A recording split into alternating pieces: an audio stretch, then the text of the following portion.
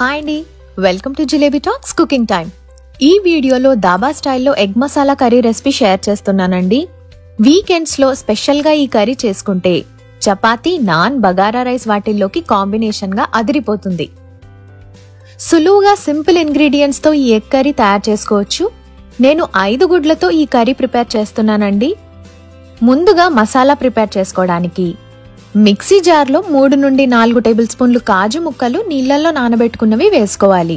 2 చిన్న టమాటోలు, రుచికి సరిపడా పచ్చిమిరపకాయలు, 1/2 ఇంచు అల్లం ముక్క, గుప్పెడు కొత్తిమీర ఆకులు, 1/2 కప్పు నీళ్లు పోసి మెత్తగా రుబ్బి పక్కన పెట్టుకోవాలి. ఆ తర్వాత కడాయిలో 3 టేబుల్ స్పూన్లు ఆయిల్ వేసి వేడయ్యాక ఉడకబెట్టి చెక్కు తీసి పెట్టుకున్న 5 గుడ్లని యాడ్ చేసి అన్ని సైడ్లు గోల్డెన్ బ్రౌన్ కలర్ లోకి వచ్చే వరకు ఆయిల్లో ఫ్రై చేసుకోవాలి.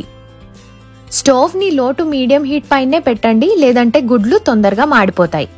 గుడ్లు యాడ్ చేసిన తర్వాత 1 నిమిషం కడాయి నుండి దూరం ఉండండి. ఆయిల్ ఇమీడియట్ గా బయటికి చిల్లే ఛాన్సెస్ ఉన్నాయి. అన్ని సైడ్లు మంచిగా గోల్డెన్ బ్రౌన్ కలర్ లోకి వచ్చాక గుడ్లని గిన్నెలోకి మార్చుకొని పక్కన తీసి పెట్టాలి.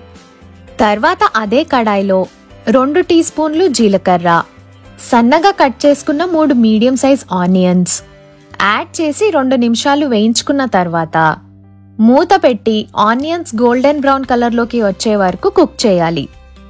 ఆనియన్స్ అన్ని మంచిగా గోల్డెన్ కలర్ లోకి మారిన తర్వాత 1/2 టీ స్పూన్ పసుపు, రుచికి తగ్గట్టుగా ఉప్పు, 1 టీ స్పూన్ ధనియాల పొడి, 2 టీ స్పూన్లు జీలకర్ర పొడి, 1 టీ స్పూన్ కారం పొడి, 2 టీ స్పూన్లు Kashmiri red chilli powder, 1 table spoon garam masala పొడి ఇవన్నీ యాడ్ చేసి మంచిగా కలుపుకోవాలి.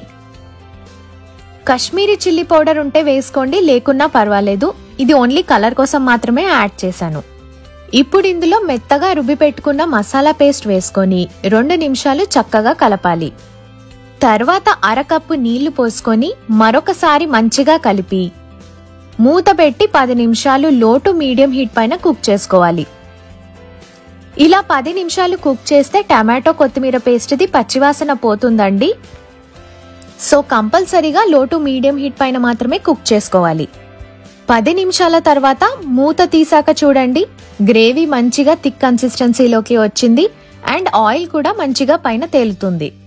ఇప్పుడు ఒకసారి గ్రేవీని దగ్గరగా కలిపి ఫ్రై చేసి పెట్టుకున్న గుడ్లని వీడియోలో చూపిస్తున్నట్టుగా మధ్యలో నుండి ఇలా కట్ చేసి ఒకదాని తర్వాత ఒకటి వేసుకోవాలి. ఇలా కట్ చేసి వేస్తే మసాలా గ్రేవీ గుడ్డు లోపలి వరకు పోయి తినేటప్పుడు చాలా రుచిగా అనిపిస్తుంది. అన్ని గుడ్లని ఇలాగే కట్ చేసి వేసిన తర్వాత కలిపి మూత పెట్టి 5 నిమిషాలు కుక్ చేయాలి. 5 నిమిషాల తర్వాత మూత తీసాక ఆయిల్ పైకి తేలుతుంది. అలాగే గుడ్డు లోపలి వరకు గ్రేవీ వెళ్తుందండి.